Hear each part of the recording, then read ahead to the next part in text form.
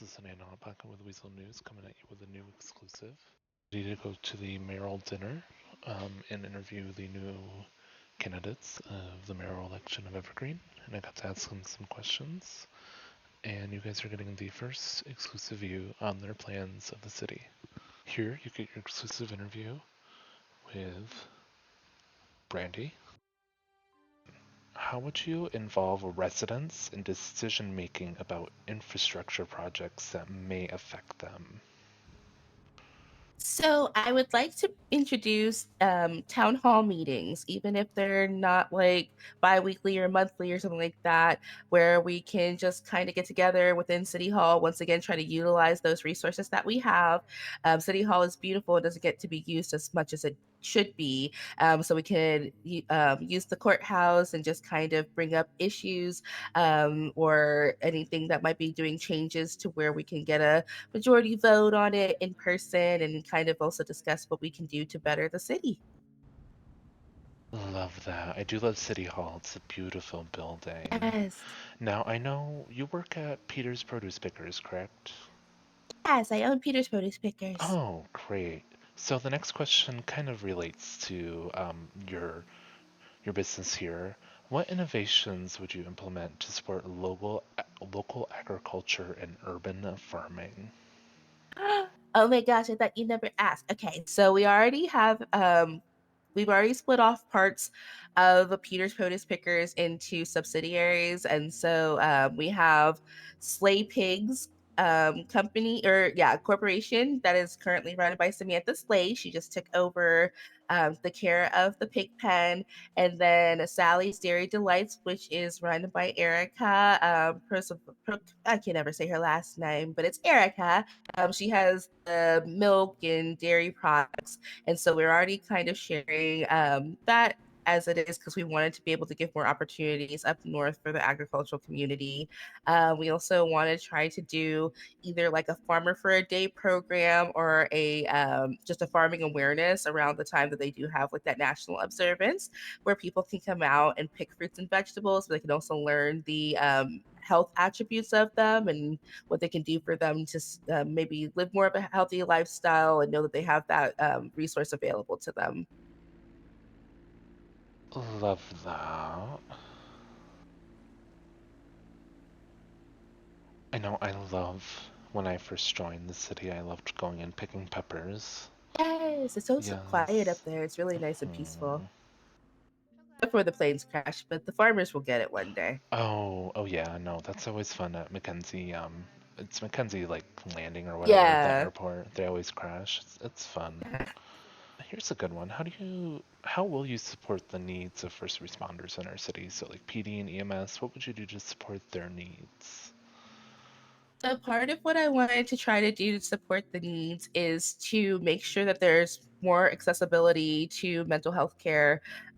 So because they go on to those different cases and some of them are more intense than others, and they don't really have time to decompress from it or actually get the care that they need, they might need mentally from the strain um, of having to do that line of duty before they jump into another case. So we definitely want to make sure that they have that chance to go over to Parsons if needed and get any sort of relief for any anguish that they might be feeling, depending on the case. I know for a while they were having some really tough, like scarecrow issues, and that had to have been a toll on their minds mentally for both EMS and for PD. It would have been nice to have more accessibility to Parsons at the time when that was happening.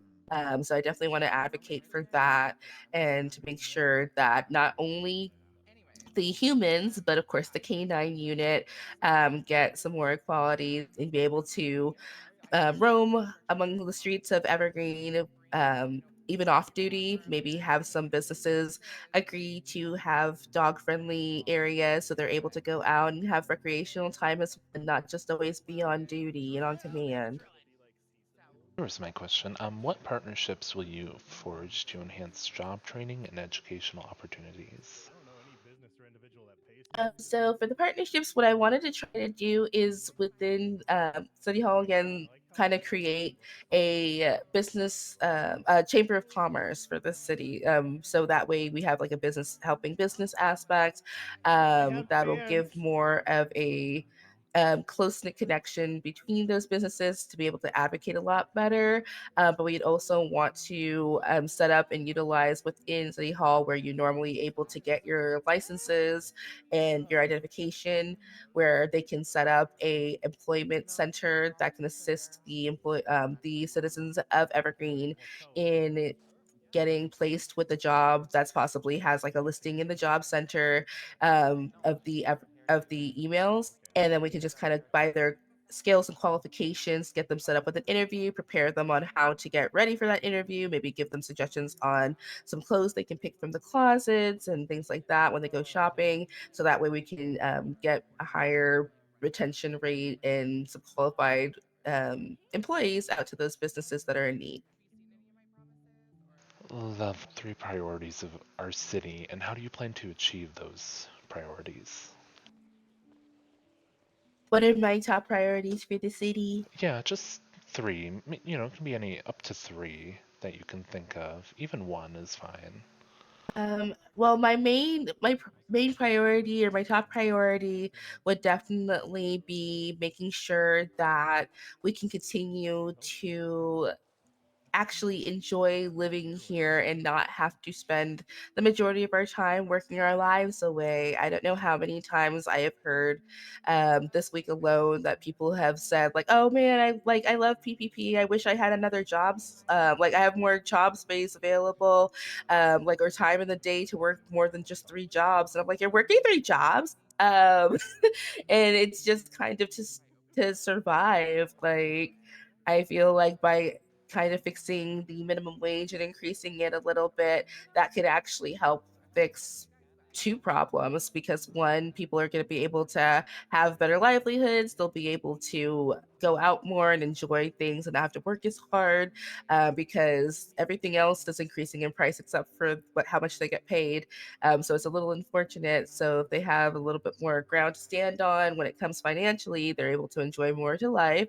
And then also, it should decrease crime a little bit, because then people don't have to feel like they have to rob and steal all the time to survive.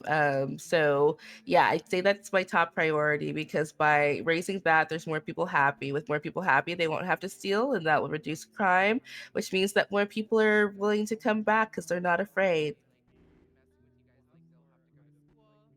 Love that. We love to see it. Envision the future of public transportation. So, a lot of new people come to the city, they don't have cars or anything. How do you think you could maybe improve public transportation and providing transportation to new citizens? So actually, Matthew King, he already has King Autos, and he does provide free transportation to the citizens of Evergreen that are in need of it, that don't have cars yet, that come in.